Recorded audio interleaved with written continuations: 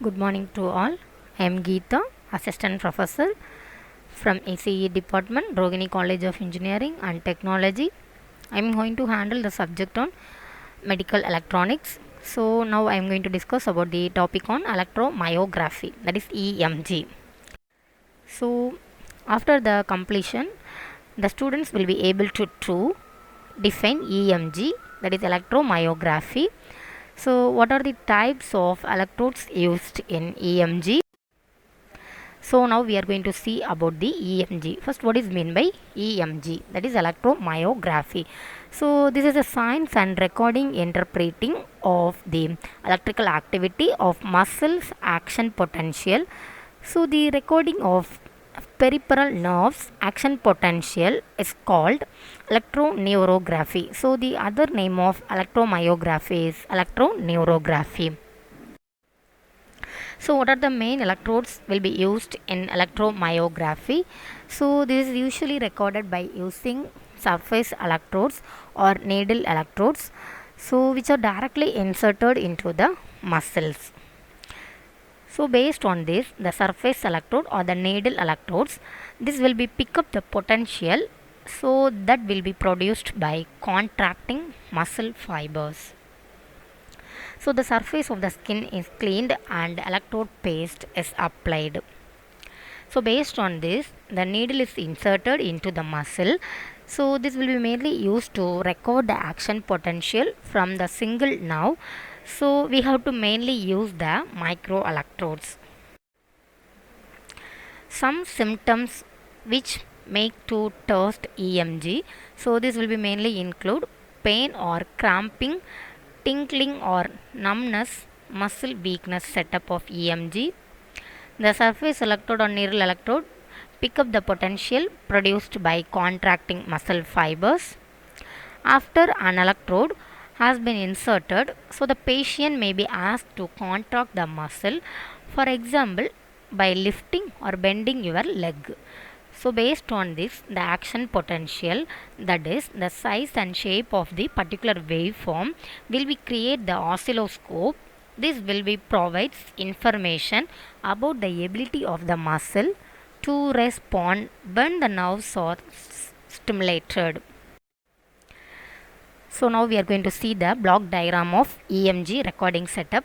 So this is the block diagram. So in this we are having the input. So this input will be given to the EMG amplifier. So the EMG amplifier will be amplify the input signal. So based on that, the signal will be given to the oscilloscope, tape recorder and AF amplifier. So finally the output will be given to the speaker. So the EMG recording instrument will be include audio amplifier and loudspeaker to permit the operator to hear. So the operator will be hear some signal. So this will be heard by the audio amplifier and the loudspeaker. So the audio representation helpful in placement of needle or wire electrode into a muscle.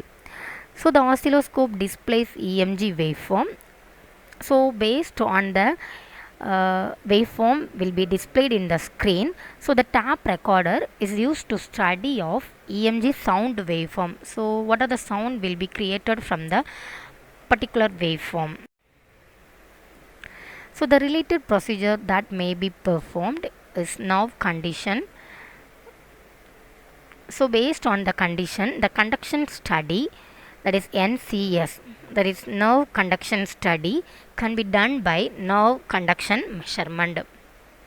So the NCS is the measurement of the amount and speed of conduction. So this will be mainly decided by the electrical impulse through a nerve. So the technician puts electrode patches on the skin over the nerve. So a simulating electrode send a mild electrical impulses to the nerve. So the other electrodes, this will be record the nerve's response. So based on this, we have to hear the response using the loudspeaker. The NCS can determine nerve damage and destruction.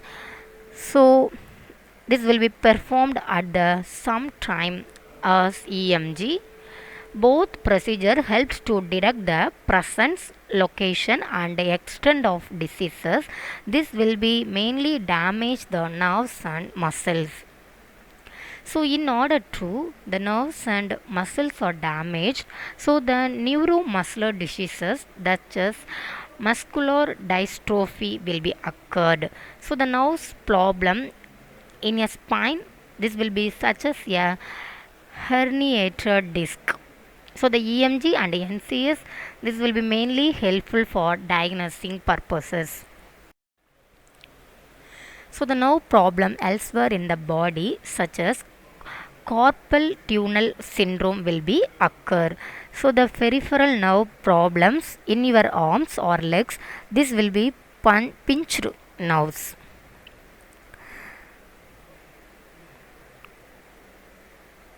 Guillain-Barré syndrome, a disease in which the immune system attacks the nerves in your legs and arms. So during this EMG measurement, when the study is underway, the surface electrodes will at times this will be transmit a little electrical current to the patient. So the patient will be feel as a twink or spasms.